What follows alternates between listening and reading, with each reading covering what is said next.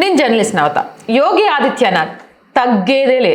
అన్ని చేసిన కొద్దీ ఉవ్వెత్తున ఎగిసిపడే కెరటంలాగా ప్రజా శ్రేయస్సు కోసం, దేశహిత కోసం చరిత్ర సృష్టిస్తూనే ఉంటాడు. అలాగే మోదీ అడుగుజాడల్లో నడుస్తున్నట్టు కనిపించే యోగి ఆదిత్యనాథ్ తీసుకునే ప్రతి నిర్ణయం కూడా సెన్సేషనల్ గా మారుతోంది. ఇప్పుడు ఉత్తరప్రదేశ్ లో యోగి ఆదిత్యనాథ్ మరొక సరికొత్త చట్టాన్ని తీసుకురాబోతున్నారట. అది ఏంటి అంటే లవ్ జిహాద్ విషయంలో జీవిత ఖైదు శిక్ష పడబోతోందట. దానికి సంబంధించిన బిల్లును శాసనసభలో ప్రవేశపెట్టారు. ఇక రేపు ఆమోదం పొందే అవకాశం కూడా కనిపిస్తోంది. అనేక నేరాలలో శిక్షలను రెట్టింపు చేస్తూ ఈ చట్టాన్ని తయారు చేశారట. అయితే లవ్ జిహాద్ కి సంబంధించి కుటుంబ సభ్యులు తప్ప ఎవ్వరు ఫిర్యాదు చేసినా సరే వాళ్లకు ఖచ్చితంగా కఠిన శిక్షలు పడే విధంగా ఈ చట్టాన్ని తీసుకురాబోతున్నారట. జీరో టాలరెన్స్ విధానంలో నడుస్తున్న యూపీలోని యోగి ఆదిత్యనాథ్ ప్రభుత్వం లవ్ జిహాద్ వంటి తీవ్ర నేరాలపై కఠిన వైఖరి అవలంబిస్తోంది. ఇలాంటి కేసుల్లో యావజ్జీవ కారాగార శిక్ష విధించాలని ప్రభుత్వం నిర్ణయించింది. ఇక దీనికి సంబంధించిన బిల్లును ప్రభుత్వం సోమవారం అసెంబ్లీలో ప్రవేశపెట్టగా మంగళవారం ఆమోదించవచ్చు. ఇందులో అనేక నేరాలకు రెట్టింపు శిక్షలు నిబంధన ఉంది. బిల్లుకు సంబంధించిన పెద్ద విషయం ఏంటంటే చట్టం కింద తీవ్రమైన నేరాల పరిధిలో లవ్ జిహాద్ కోసం నిధులు తీసుకురావడానికి సన్నాహాలు జరుగుతున్నాయి. దీన్ని చాలా కఠినతరమైన చట్టం చేయడానికి కావాల్సిన అన్ని రకాల చర్యలు కూడా జరుగుతున్నాయట. ఉత్తరప్రదేశ్లో ఇప్పటి వరకు ఎవరైనా లవ్ జిహాద్ కి పాల్పడితే 10 ఏళ్ల వరకు జైలు శిక్ష ఉండేది. కానీ బీజేపీ ప్రభుత్వం గతంలో మత మార్పిడి నిషేధ బిల్లు, ఇది మనం గతంలో కూడా చెప్పుకున్నాం, 2021ని ఆమోదించింది. దీనికి 1 సంవత్సరం నుంచి 10 సంవత్సరాల వరకు శిక్ష విధించే నిబంధన ఉంది. ఈ బిల్లులో కేవలం వివాహం కోసం మాత్రమే మత మార్పిడి అనేది చెల్లదు.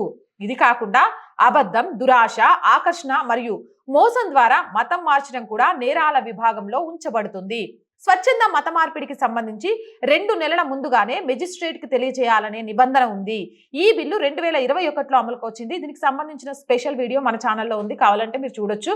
అంతేకాకుండా మోసపూరితంగా మత మార్పిడి చేస్తే 15,000 జరిమానాతో పాటు 1 సంవత్సర జైలు శిక్ష, అలాగే అణగారిన సమాజానికి చెందిన బాలికపై ఎవరైనా ఇలాంటి నేరానికి పాల్పడితే 25,000 జరిమానాతో పాటు 3 ఏళ్ల నుంచి 10 ఏళ్ల వరకు జైలు శిక్ష విధిస్తారు.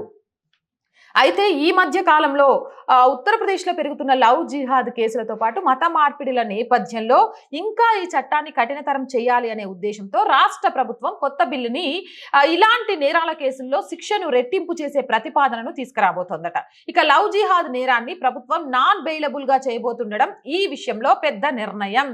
ఇక లవ్ జిహాద్ విషయంలో చాలా కేసెస్ లో మనం చూస్తూ ఉంటాం, అరెస్ట్ అవుతాడు, వారం కాకముందు బయటకు వచ్చేస్తాడు.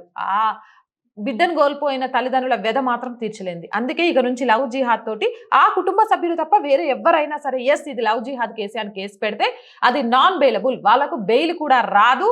దాంతో పాటు యావజ్జీవ కారాగార శిక్ష అనేది పడబోతుంది.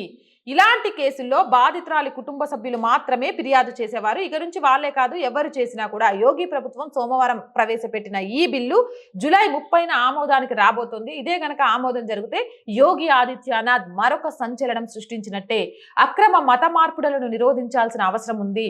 ఆర్థిక పరిస్థితుల కారణంగానో, లేకపోతే అవసరాలకో, లేకపోతే కొంత ఆకర్షణకో లోనవుతూ పెళ్లి అనే ఒక కారణం చూపి మతం మార్పిడి చేయడం, లేదా ఆశ చూపించి మతం మార్పిడి చేయడం అనేది కూడా దేశ భవిష్యత్తుకే కాదు ధర్మ వినాశనానికి కూడా కారణమవుతుంది. కాబట్టి ధర్మాన్ని, దేశాన్ని రక్షించాలి అనుకునే యోగి ఆదిత్యనాథ్ వాళ్ళు ఇలాంటి విషయంలో కఠిన చట్టాలను తీసుకోవడం రావడంలో ఎప్పుడు ముందుంటారంటూ అందరూ హర్షం వ్యక్తం చేస్తున్నారు. ఈ చట్టం వీలైనంత తొందరగా ఉత్తరప్రదేశ్లోనే కాదు దేశ వ్యాప్తంగా కూడా అమలు కావాలని కోరుకుంటున్నారు. మీరేమంటారు? కామెంట్ సెక్షన్ లో పెట్టండి. మోర్ వీడియోస్ కోసం మన ఛానల్ వెంటనే సబ్స్క్రైబ్ చేయండి. నచ్చితే లైక్ చేయండి, షేర్ చేయండి, సపోర్ట్ చేయండి. జై భారత్. జాతీయవాదాన్ని, సనాతన ధర్మాన్ని దేశానికి 2 కళ్లుగా భావిస్తే మాతో కలిసి మీరు నినదించండి, మాకు తోడుగా నిలవండి. కింద కనిపిస్తున్న అకౌంట్ డీటెయిల్స్ కి, ఫోన్ పేకి, గూగుల్ పేకి ఆర్థికంగా చేయూతనందిస్తూ మాకు అండగా నిలవండి. ఆర్థికంగా మీ చేయూత మాకెంతో అవసరం.